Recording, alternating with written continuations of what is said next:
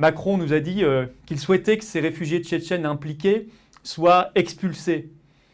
Mais ce que Macron ne dit pas, c'est qu'il ne le fera pas. Il ne peut pas le faire.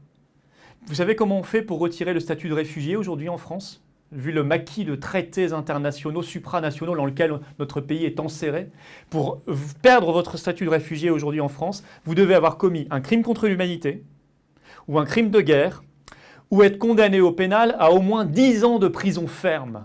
Alors, en France, pour être condamné à 10 ans de prison ferme, faut y aller. Donc ils seront évidemment jamais condamnés. Si déjà on les retrouve, on ne les a pas retrouvés. Si on les retrouve, ils ne seront jamais condamnés à 10 ans de prison ferme. Donc on ne pourra pas leur retirer leur statut de réfugié. Et je vais même ajouter, parce qu'il faut que les Français sachent tout ça, si même on arrive à leur retirer leur statut de réfugié, pour pouvoir les renvoyer ensuite en Tchétchénie, il faudrait démontrer à la Cour européenne des droits de l'homme qu'ils ne risquent pas de mauvais traitements en Tchétchénie. Or, eux, leurs avocats et les associations de migrants qui les défendent, démontreraient l'inverse facilement.